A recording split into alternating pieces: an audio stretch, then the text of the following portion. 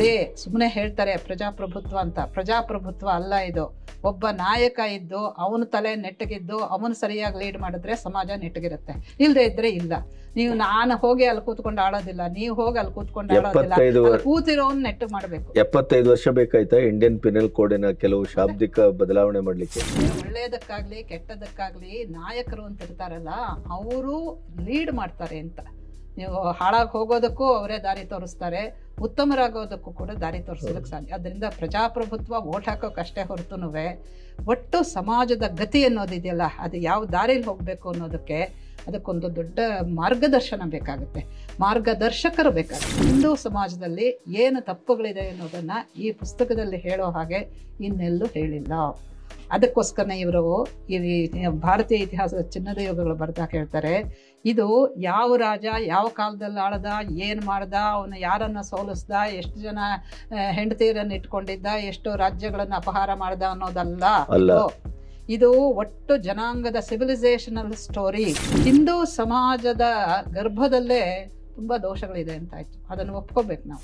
ಒಂದೊಂದು ಸಂದರ್ಭದಲ್ಲೂ ಕೂಡ ಹಿಂದೂ ಸಮಾಜ ಹೇಗೆ ತನ್ನನ್ನು ತಾನು ಸರಿಪಡಿಸ್ಕೊಳ್ದೆ ಹೋಗಿ ಹೋಗಿ ಹಳ್ಳಕ್ಕೆ ಬೀಳ್ತಾ ಇತ್ತು ಅನ್ನೋದನ್ನು ಹೇಳ್ತಾರೆ.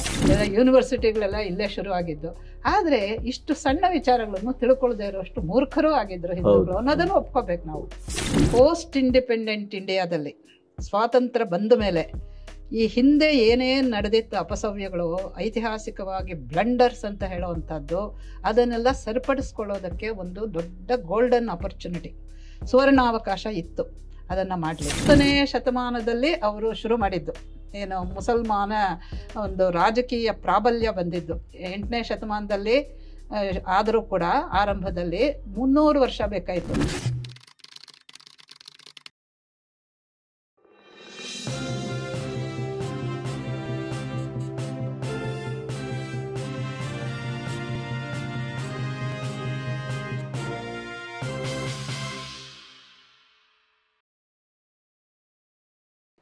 ಹೀಗೆ ಇವರು ಏನು ಮಾಡ್ತಾ ಇದ್ರು ಅಂತ ಹೇಳಿದ್ರೆ, ನಿಮಗೆ ಯಾವುದು ಅಶುದ್ಧಿ ಅಂತ ಅನಿಸುತ್ತೋ ಅಂಥದ್ದನ್ನೇ ಮಾಡಿ ನಿಮ್ಮನ್ನು ನಿಮ್ಮ ಜನಾಂಗದಿಂದ ಬೇರ್ಪಡಿಸ್ಬಿಡೋದು. ಇದನ್ನು ಬಹಳ ಚೆನ್ನಾಗಿ ಮಾಡ್ತಾಯಿದ್ರು. ಆದರೆ ಈ ಹಿಂದೂಗಳು ಎಷ್ಟು ಮೂರ್ಖರಾಗಿದ್ರು ಅಂತ ಹೇಳಿದ್ರೆ, ಇವರಿಗೆ ಅವ್ರಿಗೆ ಏನು ಮಾಡ್ತಾ ಇದ್ದಾರೆ ಅಂತ ಗೊತ್ತಾಗಲಿಲ್ಲ. ನೋಡಿ, ನೀವು ಆಗಲೇ ಹೇಳಿದ್ರೆ ತುಂಬ ಜ್ಞಾನಿಗಳು, ತುಂಬ ಶಾಸ್ತ್ರಗಳನ್ನು ಬಲ್ಲವರು, ಬೇಕಾದಷ್ಟು ವಿಚಾರಗಳನ್ನು ತಿಳ್ಕೊಂಡಿರೋರು, ಎಷ್ಟೊಂದು ಜ್ಞಾನ ಶಾಖೆಗಳು ಡೆವಲಪ್ ಆಗಿದೆ ಇಲ್ಲಿ. ನಾನೇ ಆಗಲೇ ಹೇಳಿದ್ನಲ್ಲ, ಎಲ್ಲ ಯೂನಿವರ್ಸಿಟಿಗಳೆಲ್ಲ ಇಲ್ಲೇ ಶುರು ಆಗಿದ್ದು. ಆದರೆ ಇಷ್ಟು ಸಣ್ಣ ವಿಚಾರಗಳನ್ನು ತಿಳ್ಕೊಳ್ದೇ ಇರೋಷ್ಟು ಮೂರ್ಖರೂ ಆಗಿದ್ರು ಹಿಂದೂಗಳು ಅನ್ನೋದನ್ನು ಒಪ್ಕೋಬೇಕು ನಾವು. ಸತ್ಯ. ಅದು ಎರಡು ಕೈ ಇಲ್ಲದೆ ಚಪ್ಪಾಳೆ ಆಗಲ್ಲ. ಅವರು ಮತಾಂತರ ಮಾಡ್ತಾರೆ ಅಂದ್ರೆ ನೀವು ಅದಕ್ಕೆ ತಲೆ ಒಡ್ತಾ ಇದ್ದೀವಿ. ಅಲ್ಲ, ಈಗಲೂ ನಾವು ಮನೆ ಒಳಗೆ ಬಿಡ್ತಾ ಇದ್ದೇವಲ್ಲ, ಇಷ್ಟಾಗಿಯೂ ಈಗ ಎಚ್ಚರ ತಪ್ತಾ ಇಲ್ವಾ? ಈಗ ತಪ್ಪಿದ ಎಚ್ಚರದಲ್ಲೇ ಇರುವುದು. ಈಗ ನಮ್ಮಲ್ಲಿ ನೋಡಿ, ನಿನ್ನೆ ಬಂದ ಅಂಕಿಅಂಶದ ಪ್ರಕಾರ ರಾಷ್ಟ್ರೀಯರು 10,000, ಈ ಸರಿ 15,000 ಅಂತ. ಈ ಲವ್ ಜಿಹಾದ್ಗೆ ಸಂಬಂಧಪಟ್ಟು ಕಣ್ಮರೆಯಾದ ಹೆಣ್ಮಕ್ಕಳ ಸಂಖ್ಯೆ ಏನೇನೋ ವ್ಯತ್ಯಾಸ ಆಗಿಲ್ಲ. ಅವರದೆಲ್ಲ ಕಥೆಗಳು ಹೇಳ್ತಾರೆ. ಆ ಹುಡುಗಿಯರನ್ನ ಇವಾಗ ಅಲ್ಲಿ ಆರ್ಷವಿದ್ಯಾ ಸಮಾಜ ಅಂತೇನೋ ಮಾಡಿ ಅಲ್ಲಿ ಹೋದವ್ರನ್ನೆಲ್ಲ ಕರ್ಕೊಂಡು ಒಂದಷ್ಟು ಜನನ ಯಾರು ಬರ್ತಾರೋ ಅವ್ರನ್ನೆಲ್ಲ ಏನೇನೋ ಮಾಡ್ತಾ ಇದ್ದಾರೆ. ಕರುಣ ಕಥೆಗಳು ಕೇಳೋಕ್ಕಾಗೋದಿಲ್ಲ ಅಂಥದ್ದು. ಅಂದರೆ ಹಿಂದೂ ಸಮಾಜದ ಗರ್ಭದಲ್ಲೇ ತುಂಬ ದೋಷಗಳಿದೆ ಅಂತಾಯ್ತು, ಅದನ್ನು ಒಪ್ಕೋಬೇಕು ನಾವು. ಅಲ್ಲ, ಅದು ದೋಷ ಇಲ್ಲದೆ ಇದ್ರೆ ನಿಮ್ಗೆ ಇಷ್ಟು ತಲತಲಾಂತರಗಳಿಂದ 100 ವರ್ಷಗಳಿಂದ ಈ ಬಲಿಪೀಠಕ್ಕೆ ತಲೆ ಕೊಡುವುದು ಅಂದ್ರೆ ಏನರ್ಥ?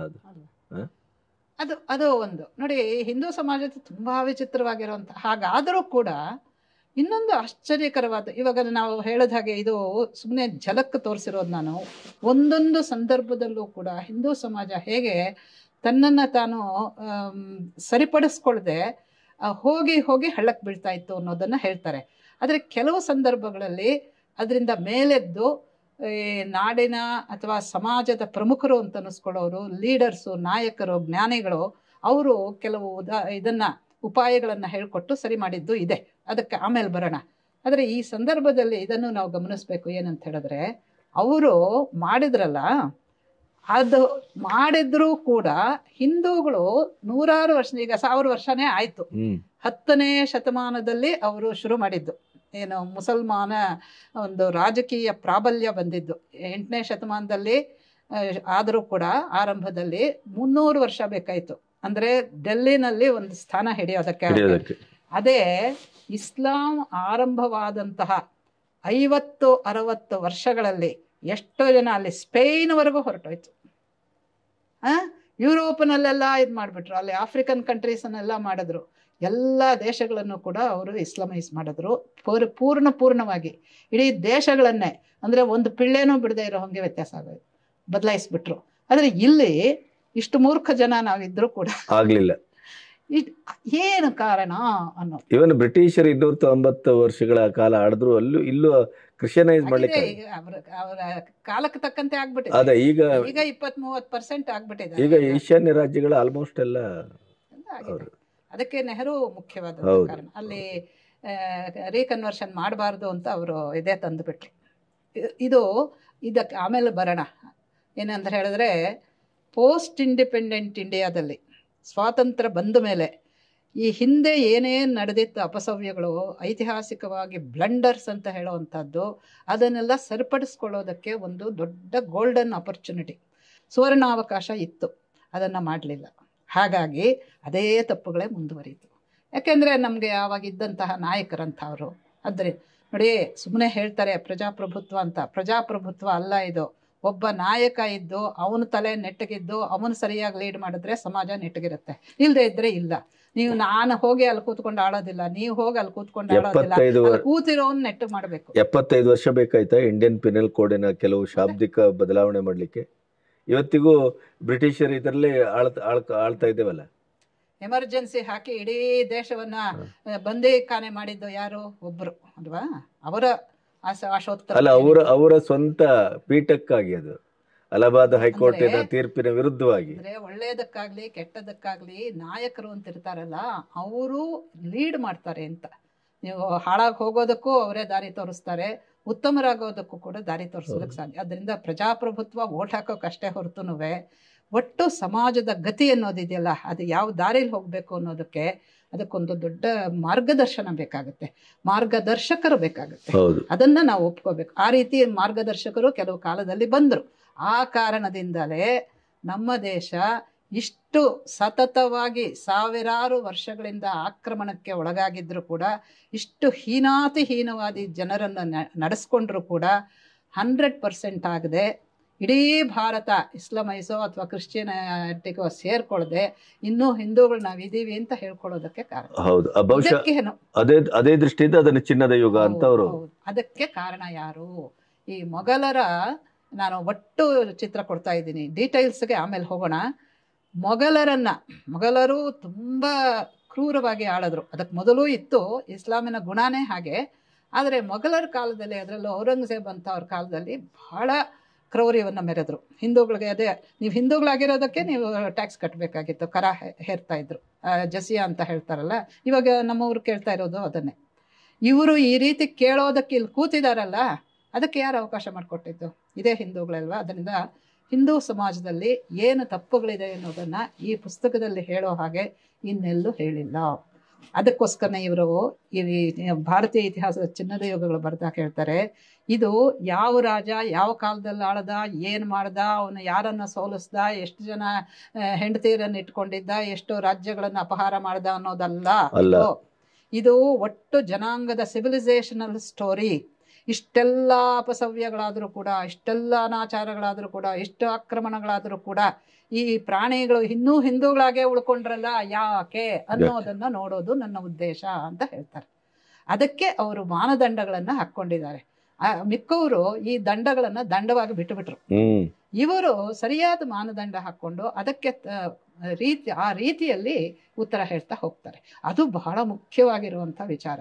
ಅದಕ್ಕೋಸ್ಕರವಾಗಿ ಈ ಪುಸ್ತಕನ ಎಲ್ಲರೂ ಓದಬೇಕು. ಇದನ್ನು ಎಲ್ಲರೂ ಓದಬೇಕು. ಯಾಕೆ ಅಂತ ಹೇಳಿದ್ರೆ ಇದು ದೃಷ್ಟಿಕೋನ ಕೊಡುತ್ತೆ. ಇತಿಹಾಸ ತುಂಬ ದೊಡ್ಡದು. ಎಷ್ಟು ದೊಡ್ಡದು ಅಂತ ಹೇಳಿದ್ರೆ, ಜದುನಾಥ್ ಸರ್ಕಾರ್ ಅವರು ಔರಂಗಜೇಬ್ ಮೇಲೆ 4 ಗ್ರಂಥಗಳನ್ನು ಬರೆದಿದ್ದಾರೆ. 5 ವಾಲ್ಯೂಮ್ಸ್ ಬರೆದಿದ್ದಾರೆ ಬರೀ ಔರಂಗಜೇಬ್ ಮೇಲೆ. ಶಿವಾಜಿ ಮೇಲೆ 4 ಗ್ರಂಥಗಳನ್ನು ಬರೆದಿದ್ದಾರೆ. ಅಂದ್ರೆ ಅಷ್ಟು ವಿಚಾರ ಇದೆ, ಅಷ್ಟು ಕೆಲಸ ಮಾಡಿದ್ದಾರೆ ಅವರು. ಅಷ್ಟೊಂದು ಇದೆಲ್ಲ ಯುದ್ಧಗಳು ಆಗಿನ ಕಾಲಕ್ಕೆ ಏನೇನು ಮಾಡಬೇಕಾಗಿತ್ತೋ ಅವರೆಲ್ಲಾನು ಮಾಡಿದ್ದಾರೆ. ಅವ್ರ ಆಡಳಿತ ಹೇಗಿತ್ತು, ಅವ್ರು ಯಾವ ರೀತಿ ಸಾಮಾಜಿಕವಾಗಿ ನಡ್ಕೊಂಡ್ರು, ಏನೇನು ಮಾಡಿದ್ರು ಅನ್ನೋದೆಲ್ಲ ಇದೆ. ಹೀಗಿರೋವಾಗ ಇತಿಹಾಸ ಇದೊಂದು ದೊಡ್ಡ ಆಕಾಶದಷ್ಟು ದೊಡ್ಡದಾಗಿದೆ. ಅದರಿಂದ ನಾನು ಡೇಟ್ಗಳನ್ನು, ರಾಜರ ಹೆಸರುಗಳನ್ನೆಲ್ಲ ಹೇಳ್ತಾ ಇಲ್ಲ. ಒಟ್ಟು ಇಂಥದ್ದಾದಾಗ ಈ ಸಮಾಜದ ಮೇಲೆ ಏನು ಪರಿಣಾಮ ಆಯಿತು, ಏನು ದುಷ್ಪರಿಣಾಮ ಆಯಿತು, ಈ ಸಮಾಜ ಅದಕ್ಕೆ ಹೇಗೆ ಪ್ರತಿಕ್ರಿಯೆ ತೋರಿಸ್ತು, ಏನು ಪ್ರತಿಸ್ಪಂದನೆ ತೋರಿಸ್ತು, ಅದರಿಂದ ಏನಾಯಿತು, ಅವರು ಹಿಂದೂಗಳಾಗೆ ಉಳ್ಕೊಂಡ್ರೆ ಅಥವಾ ಬೇರೆ ಆದರೆ ಏನು ಕಾರಣ, ಹಿಂದೂಗಳಾಗೆ ಉಳ್ಕೊಂಡಿದ್ರೆ ಅದಕ್ಕೇನು ಮೂಲ ಕಾರಣ, ಅದನ್ನು ಹುಡುಕೋದೇ ನನ್ನ ಉದ್ದೇಶ. ಎಲ್ಲಿ ಹಿಂದೂಗಳು ತಮ್ಮತನವನ್ನು ಮೆರೆದರೋ, ಪರಾಕ್ರಮಣವನ್ನು, ಅದು ಎಷ್ಟು ಈ ಕಾಲದಲ್ಲಂತೂ ಇಸ್ಲಾಮಿಕ್ ಇನ್ವೇಷನ್ ಆದಮೇಲೆ ಸುಮಾರು 14-15ನೇ ಶತಮಾನದಿಂದಾನೇ ಯುರೋಪಿಯನ್ರು ಬರೋಕ್ಕೆ ಶುರು ಮಾಡಿಬಿಟ್ರು. ಅದರಿಂದ ಒಂದು ಮುಖ ಅಲ್ಲ. ಮೊದಲೆಲ್ಲ ಒಂದು ಕಡೆ ಆದರೆ ಒಬ್ಬರು ಹೂಣರು, ಕುಶಾನರು ಹಾಗೆ ಅಂತಂದರೆ, ಇಲ್ಲಿ ಏನು ಯುರೋಪಿನ ಎಲ್ಲರೂ ಕೂಡ, ಡಚ್ಚರೇ ಒಂದು ಕಡೆಯಿಂದ ಬಂದರು, ಇವರೇ ಒಂದು ಕಡೆಯಿಂದ ಬಂದರು, ಇಂಗ್ಲೆಂಡ್ನವರು, ಹೀಗೆಲ್ಲ ಬಂದು ಎಲ್ಲ ಕಡೆಯಿಂದಲೂ ಅಮರ್ಕೊಳ್ಳೋದು ಅಂತ ಹೇಳ್ತಾರಲ್ಲ, ಆ ಥರ ಮಾಡಿದಾಗ ಇವರು ಇಷ್ಟು ಕಾದಾಟ ಮಾಡಿದ್ರಲ್ಲ, ಏನು ಆಶ್ಚರ್ಯ ಅಂತ. ಅದು ಏನೋ ಇವರಲ್ಲೇನೋ ಯೂನಿಟಿ ಯಾವತ್ತೂ ಇರಲಿಲ್ಲ, ಮರಾಠರಲ್ಲೇ ಎಷ್ಟು ಕಿತ್ತಾಟ ನಡೀತು ಅಲ್ವೇ? ಹೀಗೆಲ್ಲ ಇದ್ದಾಗಲೂ ಕೂಡ ಏನು ನಡೀತು ಅಂತ ಆಶ್ಚರ್ಯದಿಂದ ನೋಡ್ತಾರೆ. ನೋಡಲೇಬೇಕಾದಂಥ ವಿಚಾರ, ತಿಳಿಲೇಬೇಕಾಗಿರುವಂಥ ವಿಷಯ ಇದು ಅಂತ ತುಂಬ ಸಾವಧಾನವಾಗಿ ಚಿಂತನೆ ಮಾಡಿ ವಿಚಾರಗಳನ್ನು ನಿರೂಪಣೆ ಮಾಡ್ತಾರೆ. ಅದರಿಂದ ಇದು ಇತಿಹಾಸದ ಚಿನ್ನದ ಯುಗಗಳೇ ಹೊರತು ಇತಿಹಾಸ ಕಥನ ಅಲ್ಲ. ಹೌದು, ಡೇ ಟು ಡೇ ಇದು ದಾಖಲೀಕರಣ ಅಲ್ಲ, ಕ್ರೊನಾಲಜಿ ಅಂತ ಇಲ್ಲಿ ಕೊಡೋದಿಲ್ಲ. ಈಗ ನೋಡಿ, ನಮ್ಮ ಸಂದೀಪ್ ಬಾಲಕೃಷ್ಣ ಈ ಪುಸ್ತಕ ಬರೀತಾರೆ, ಇನ್ವೇಡರ್ಸ್ ಅಂಡ್ ಇನ್ಫಿಡಲ್ಸ್ ಅಂತ. ಅವ್ರದ್ದು 5 ವಾಲ್ಯೂಮ್ ಬರುತ್ತಂತೆ, 4-5 ಬರುತ್ತೆ ಅಂತ ಹೇಳ್ತಾರೆ. ಅದು ಏನು, ಅಪ್ ಟು ಮೊಘಲ್ಸ್, ಇಲ್ಲಿಂದ ಕಾಸಿಮಿಂದ ಹಿಡಿದು, ಮೊಹಮ್ಮದ್ ಬಿನ್ ಕಾಸಿಮಿಂದ ಹಿಡಿದು ಇಲ್ಲಿವರೆಗೂ ಅಷ್ಟಕ್ಕೆ ಒಂದು 5-6 ಶತಮಾನಕ್ಕೆ 5-6 ವಾಲ್ಯೂಮು. ಅದು ಏನು ಸುಮ್ಮನೆ ರಾಜಕೀಯವಾದದಷ್ಟೇ, ಸಾಮಾಜಿಕ ಅದೆಲ್ಲ ಏನು ಬರೆಯೋಕೆ ಅಂದರೆ ಹೇಳೋಕೆ ಎಷ್ಟು ವಿಷಯ ಇದೆ ಇತಿಹಾಸದಲ್ಲಿ, ಅದೆಲ್ಲವನ್ನು ಹೇಳೋದಕ್ಕಾಗೋದಿಲ್ಲ ಅಂತ. ಅಂದರೆ ಇವರು he is defining his area, ಒಂದು ಪಕ್ಕ ಫ್ರೇಮ್ ವರ್ಕ್ ಹಾಕೊಂಡು ಅವರ ದೃಷ್ಟಿಕೋನ ಎಷ್ಟು ಸ್ಪಷ್ಟವಾಗಿದೆ, ಯಾಕೆಂದ್ರೆ ಇವರು ವಿಮರ್ಶಕರು, ವಿಷನರೀಸ್, ಮುಂದೆ ಏನಾಗಿದೆ ಅನ್ನೋದನ್ನ. ಆಮೇಲೆ ಇತಿಹಾಸವನ್ನು ಬಲ್ಲವರು, ತುಂಬ ಬುದ್ಧಿವಂತರು, ಮೇಧಾಶಕ್ತಿ. ಬೋತ್ ಅಂಬೇಡ್ಕರ್ ಆ್ಯಂಡ್ ಸಾವರ್ಕರ್ ನಾನು ಗಮನಿಸಿರೋದು, ವೆರಿ ಇಂಟೆಲಿಜೆಂಟ್ ಪೀಪಲ್, ತುಂಬ ಮೇಧಾಶಕ್ತಿ ಉಳ್ಳವರು, ಅಧ್ಯಯನಶೀಲರು. ಇದೆಲ್ಲ ಹಿನ್ನೆಲೆ ಇಟ್ಕೊಂಡು ಇದನ್ನು ಬರೆದಿರುವಂಥದ್ದು.